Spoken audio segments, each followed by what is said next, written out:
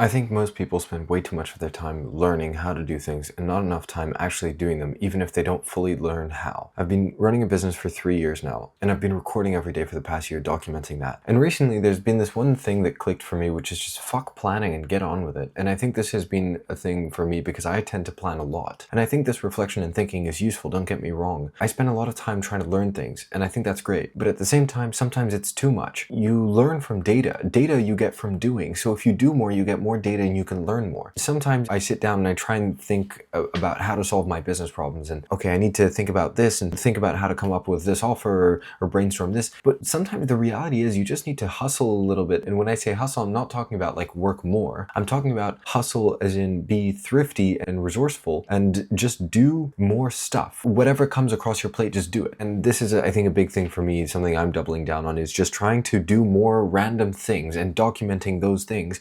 Because one of the things that I had difficulty with getting started with this business, bear in mind I'm 20, I started this business when I was 17. I've gotten decently far. We do kind of multiple six figures in revenue, but it's nowhere near the business that I want it to be. And I think one of the things that has held me back is that I've tried to kind of plan my way there. One of the major questions you have in any business is, who are you trying to serve? What are the problems that you're trying to solve, and things like that. The thing that I missed in starting this company straight out of high school is that you don't have exposure to that many problems in the first place. And so it's very hard to kind of talk about ideal customers and things like that, because you have such a limited amount of exposure to the world in and of itself. And the only world that you've been exposed to is typically kind of the school world. And so unless you're building products for students and things like that, which generally is not a very profitable market, there's a lot of problems in ed tech, and I'm not going to get into that. I had this development skill set and I basically started selling that. You know, it got me decently far. But sometimes there are these two conflicting things that I have in my head. One of them is like, sit down, figure out the perfect customer, problem, offer, figure those things out, sit down and figure it out. And I've done that many, many times, and it's definitely improved my business.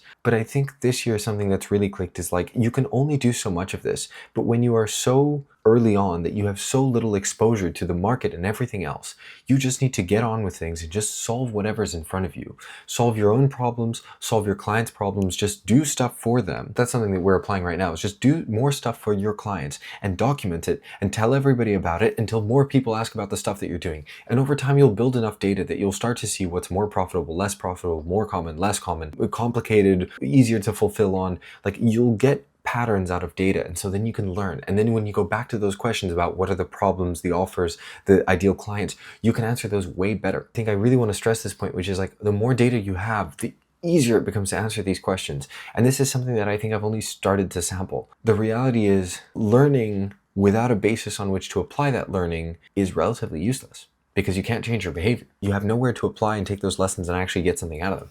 And so I think learning must be matched by doing. Otherwise, it's pretty useless. It's like if you go to the gym and you work out a lot and you don't eat right, you're not going to grow. You're not going to move in the direction that you want to move. People say abs are made in the kitchen, because they are. This has actually been one of my biggest struggles. I've been going to the gym and training for actually a decent amount of time, but my physique does not look like I go regularly or anything. And it's because I never ate right. Like, my food and my diet, I wasn't consistent. And it's because I need to track macros, and it's just what I need to do. But no matter how hard I work out, if I don't put in the right food, I'm not going to get the results I want. If you eat right but you don't work out, you're not going to build any muscle.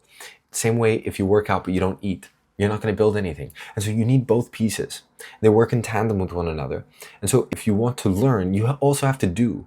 Doing is a prerequisite for learning, the same way that learning will make your doing more efficient. Your doing will never improve, actually. I wish I could shout this to myself like 2-3 years ago. I really do. I was blind to how much more volume I needed to do. When I talk about more doing, it's really in volume. Like, you have to think about, how do you do drastically more inputs? Drastically more, because you need more data points, and you don't have enough of them. You need more data points. That's pretty much what my entire goals are about this year. Like, I dropped any goals about money and things like that. The only goals I have are around inputs, specifically around marketing input. They're what I have never historically done enough of, and I think most business owners don't, small business owners. And it's not perfect. Like, I don't have the perfect marketing approach. I don't have the perfect business plan, offer structure, anything like that. But part of the reason is that, I would have to make so many assumptions based on zero data in order to come up with a perfect offer and all these things, that the offer would obviously be all kind of messed up, because it's based on a bunch of fake assumptions. I need to do more things in order order to get more data points and make better assumptions. Obviously, you want to do things with these things in mind. So how can you try and think of these offers, try and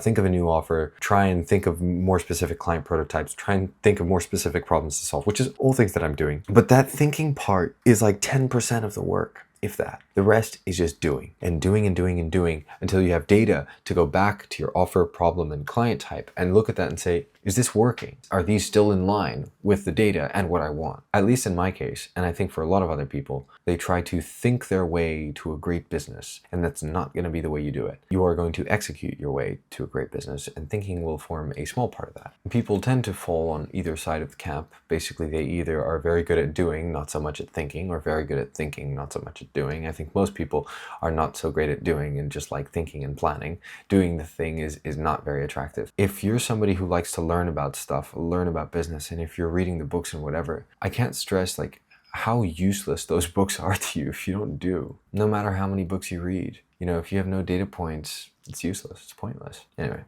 I think this rant is more for myself than anything else, but maybe somebody else finds it useful too. Feel free to drop any questions you have in the comments.